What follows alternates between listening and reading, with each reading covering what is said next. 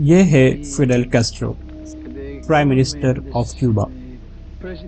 इन पर 638 assassination attempts हुए हैं। सही सुना, 638 टाइम्स उनकी जान लेने की कोशिश की गई है। वो भी किसी नॉर्मल गैंग ने नहीं, बल्कि इस दुनिया की one of the most powerful government agency CIA ने। सबसे पहला असैसिनेशन अटेम्प्ट उन पर हुआ था 1960 में। CIA को लगा कि फिडेल कैस्ट्रो को मारना इजी होगा, क्योंकि वो बहुत वक्त पब्लिक में रहते थे और उनकी मिलिट्री US से बहुत वीक थी। CIA ने एक इंसान को $10,000 दिए कैस्ट्रो को सीधा शूट करने के लिए, बट उस शूटर को कभी ऐसा चांस नहीं मिला कि वो कैस्ट्रो पर शूट कर सके। इस बार फिडेल कैस्ट्रो वाज लकी। थोड़े ही दिनों बाद उन पर सेकंड असैसिनेशन अटेम्प्ट हुआ। 1960s में अमेरिकन माफिया अपनी ऊंचाइयों पर था और उनके कसिनो बहुत बड़े बिजनेस बन गए थे, लेकिन फिडेल कैस्ट्रो ने क्यूबा में सारे कसिनो को बंद करा दिया। सो अमेरिकन माफिया भी फिडेल कैस्ट्रो को अपने रास्ते से हटाना चाहते थे। फिर CIA और अमेरिकन माफिया ने एक साथ उनको मारने का प्लान बनाया, और उस वक्त माफिया के पास सिर्फ पैसा ही नहीं बल्कि मैन पावर और एक्सपर्टीज थी कि वो आसानी से कैस्ट्रो को मार सके।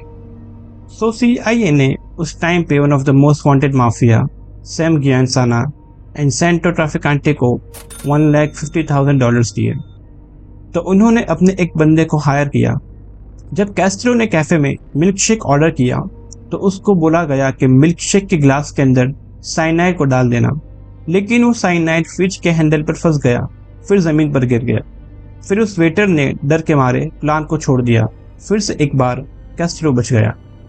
उसके बाद CIA was desperate to kill Castro. 1961 में उन्होंने कैस्ट्रो के सिगार में 2 billion gram of botulinum toxin उनके सिगार में ऐड किया, जो काफ़ी था उनको मारने के लिए। CIA ने किसी को हायर भी किया, but again Castro was saved by his security। लेकिन उसके बाद चीज़ें बहुत खतरनाक होने लगी। कैस्ट्रो को क्यूबा डाइविंग का शौक था, तो CIA ने सोचा कि हम लोग ट्यूबरकुलोसिस के बैक्टीरिया को उनके सूट के अंदर डाल देंगे। बट क्वेश्चन था कि कैस्ट्रो इस सूट को पहनेंगे कैसे। सो वो प्लान भी फेल हो गया। 5th अटेम्प्ट का आइडिया था कि बॉम्ब को हम लोग सी शेल के अंदर छुपा देंगे, बट ऑफ कोर्स वो प्लान भी एग्जीक्यूट नहीं हो सकता था। 6th अटेम्प्ट के अंदर एक हाइपोडर्मिक निडल जो पैन में होगी, जिसमें पॉइजन था, एक क्यूबन ऑफिशियल जो अमेरिका का फ्रेंड था उसे दिया गया। बट वो ऑफिशियल को डर लगा कि अगर गलती से वो पैन उसे लग गई तो ही will be dead of course. So फिर उन्होंने पैन को फेंक दिया और CIA के कॉल को आंसर करना भी छोड़ दिया। और यह सिलसिला तकरीबन 40 साल तक चला। सही सुना, 40 साल तक। लेकिन हर बार वो बच जाते थे।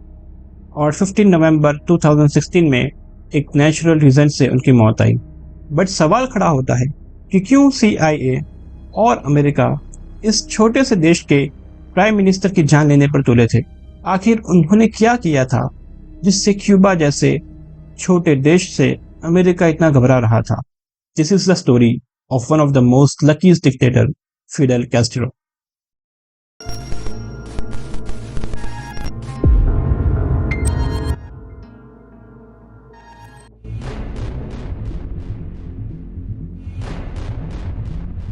फिडेल कैस्ट्रो क्यूबा में एक अमीर फार्मर के घर पैदा हुए थे। स्कूल के अंदर फिडेल मोस्टली बेसबॉल और स्पोर्ट्स में ज्यादा ध्यान देते थे बजाय पढ़ाई के। 1945 में उन्होंने यूनिवर्सिटी ऑफ हवाना में लॉ की पढ़ाई शुरू की।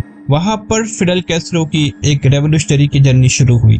उन्होंने क्यूबा की करप्ट गवर्नमेंट और करप्ट प्रेसिडेंट के खिलाफ खूब आवाज उठाई, बट वो तब यंग थे तो किसी ने उनको सीरियसली नहीं लिया।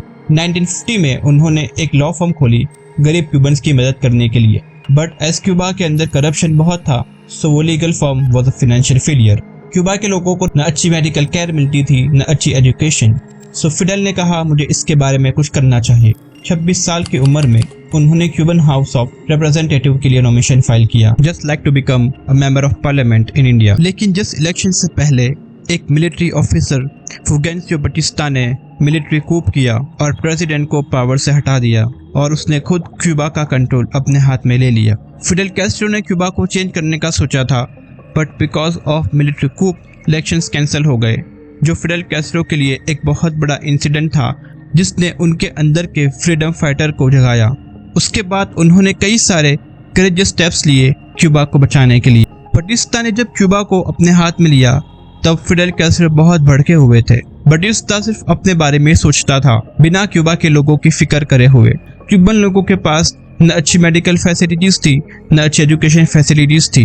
और 1954 में बटिस्टा ने इलेक्शन भी कराए, लेकिन बटिस्टा के खिलाफ कोई खड़ा ही नहीं हुआ, क्योंकि ऑब्वियसली वो डिक्टेटर था। फिर से वो क्यूबा का प्रेसिडेंट बन गया।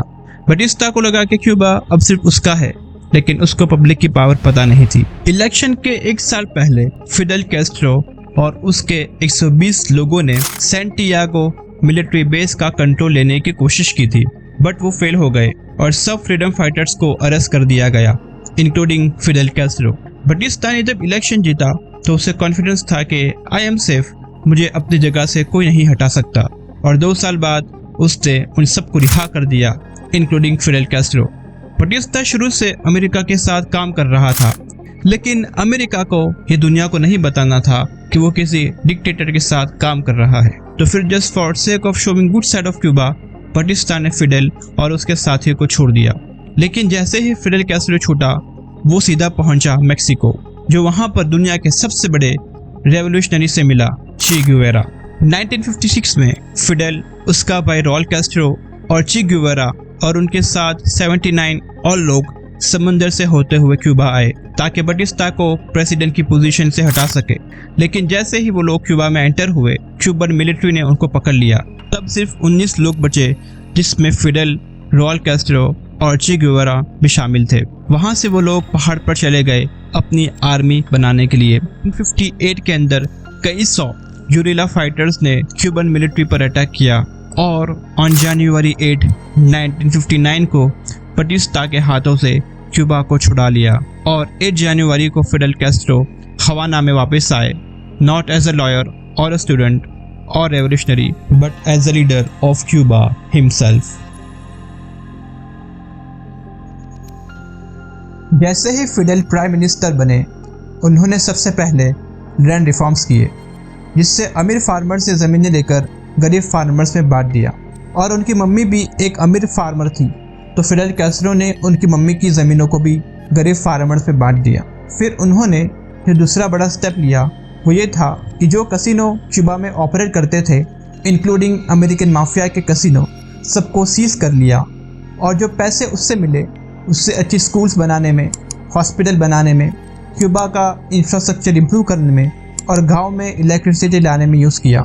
और ये सब तब हो रहा था जब America was on war against communism. तब अमेरिका जहाँ भी कम्युनिज्म आइडियोलॉजी होती थी, वहाँ पर कम्युनिज्म को मिटाने की हर मुमकिन कोशिश करता था। लेकिन इस बार ये हो रहा था क्यूबा में, जो सिर्फ अमेरिका से 10 घंटे की दूरी पर था। और क्यूबा में फिडेल कैस्ट्रो अच्छे कामों में पैसा तो लगा रहे थे, लेकिन टैक्स और फ्री मार्केट न होने की वजह से जल्दी पैसा ख़त्म हो गया। जो फार्म्स और बिजनेस अमेरिकन ओन करते थे, उसे भी फिडेल कैस्ट्रो ने पैसे कमाने के लिए यूज़ किया, जिसने अमेरिका को और भी ज़्यादा अनॉय कर दिया। फिर जब और भी पैसे की कमी हुई तो क्यूबा ने हेल्प ली अमेरिका के सबसे बड़े ओपोनेंट की, सोवियत यूनियन। तो सोवियत यूनियन ने क्रूड ऑयल, फर्टिलाइजर्स और इंडस्ट्रियल गुड्स $100 मिलियन की लोन दी, जिसके बदले में क्यूबा ने sugar, fruits and animal hide दिए, जो सालों से वो अमेरिका को एक्सपोर्ट कर रहा था। तो अमेरिका और भी ज़्यादा अनॉय हुआ, क्योंकि क्यूबा सोवियत यूनियन के कुछ ज़्यादा ही क्लोज हो रहा था। तब अमेरिका बहुत ज़्यादा घबरा गया और वहाँ के एनालिस्ट ने अज्यूम किया कि क्या होगा अगर क्यूबा कम्युनिस्ट नेशन बन गया और क्यूबा में सोवियत अपने nuclear weapons, missiles, military base establish कर देंगे। और एक और कॉन्ट्रैक्ट जो सोवियत के साथ फिडेल कैस्ट्रो ने किया वो ये था कि सोवियत क्रूड ऑयल को क्यूबन रिफाइनरी में प्रोसेस करना था। बट क्यूबा में most of refinery American company own करती थी, जैसे कि शेल, एसो। सो उन्होंने ना बोल दिया। सो रिटालिएट करने के लिए कैस्ट्रो ने रिफाइनरीज को नेशनलाइज कर दिया। और हिस्ट्री इसका सबूत देती है कि अगर कोई भी कंट्री अमेरिका और ऑयल के बीच में आती है तो अचानक से अमेरिका को लगता है कि वहाँ के लोग सुरक्षित नहीं हैं, वहाँ पर लोग फ्री नहीं है, तो अमेरिका उस कंट्री को फ्री करने की कोशिश में लग जाती है। उसके बाद यूएसए ने शुगर का इंपोर्ट क्यूबा से बंद कर दिया, जो क्यूबा का सबसे बड़ा इंपोर्ट था। लेकिन फिर फिडेल कैस्ट्रो ने शुगर मिल्स को भी नेशनलाइज कर दिया। सो दो कंट्रीज के बीच में सिचुएशन वाज वेरी डिटोरिएटिंग। और उसी वक्त हथियारों से भरी हुई शिप बेल्जियम से हवाना पर आ रही थी, उसमें आग लग गई और फिडेल कैस्ट्रो ने अमेरिका को ब्लेम किया कि उन्होंने इस शिप को जलाया है, लेकिन यूएसए ने सारे एक्विजिशन को गलत बताया। फिर 1961 में यूएसए ने क्यूबा पर अटैक किया, जिसे बेस ऑफ बिग इन्वेंशन से जाना गया, और वो बहुत बुरी तरह से फेल हुआ। उसके बाद फिडेल कैस्ट्रो ने रिटेलिएट किया और ओपनली क्यूबा को सोशलिस्ट डिक्लेयर किया। फिडेल कैस्ट्रो ने सोवियत का पूरा सपोर्ट दिया, लेकिन सबसे बड़ा स्टेप जो क्यूबा ने लिया वो ये था कि सोवियत को अपने न्यूक्लियर वेपन को क्यूबा में स्टोर करने दिए। और ये तब हुआ था जब यूएसए और सोवियत के बीच में कोल्ड वॉर चल रही थी, और ये अमेरिका के लिए बहुत ही ज़्यादा खतरनाक था। उसके बाद यूएसए वो श्योर कि अब बस कैस्ट्रो को हटाना पड़ेगा बाय हुक और बाय क्रुक। फिर उसको कभी पॉइजन से, कभी हाइपोडर्मिक पेन से, कभी स्विम सूट से, और ऐसे ही 5 वेल डॉक्यूमेंटेड असैसिनेशन अटेम्प्ट भी है। एक सोर्स के हिसाब से CIA ने फिडेल कैस्ट्रो की माशूका मैरिटो लॉरेंस को भी हायर किया था कैस्ट्रो को मारने के लिए, बट फिर उसकी नर्स ने यह प्लान कन्फेस कर दिया और CIA ने एक स्पेशल ऑपरेशन भी शुरू किया जिसका नाम था एग्जीक्यूटिव एक्शन, जिसका एक ही मकसद था कि फिडेल कैस्ट्रो को ख़त्म करने के रास्ते ढूंढने। उन्होंने सब चीज़ें ट्राई की, मर्डर, कूप, साबोटाज, बट हर बार फिडेल कैस्ट्रो बच जाते थे। लेकिन 1972 में CIA के डायरेक्टर रिचर्ड हेल ने डिक्लेयर किया कि अब सारे फॉरेन लीडर्स पर अटैक बंद करने पड़ेंगे, लेकिन उसके बाद भी फिडेल कैस्ट्रो पर अटैक शुरू थे अप अंटिल 2000। कोल्ड वॉर खत्म होने के कई साल बाद भी 2000 में जब वो पनामा में स्पीच देने वाले थे, तब उनके स्टेज के नीचे 90 टन एक्सप्लोसिव रखा गया था, लेकिन फिडेल कैस्ट्रो के सिक्योरिटी टीम को वो मिल गया और फिर एक बार वो बच गए। CIA ने millions of dollars, more than 600 attempts और कई CIA ऑफिसर्स लगाए, लेकिन फिर भी Fidel Castro was saved every time. और फाइनली 25 नवंबर 2016 को एक नेचुरल मौत मरे at the age of 90। This was the story of one of the most luckiest dictator Fidel Castro. Maybe ये लक था या तो फिर क्यूबन लोगों की दुआ थी जिसने फिडेल कैस्ट्रो की हिफाजत की। अगर आपको वीडियो अच्छा लगा हो तो प्लीज़ लाइक, शेयर और सब्सक्राइब कीजिए ऐसे कंटेंट को देखने के लिए और हमें अप्रिसिएशन मिले उसके लिए।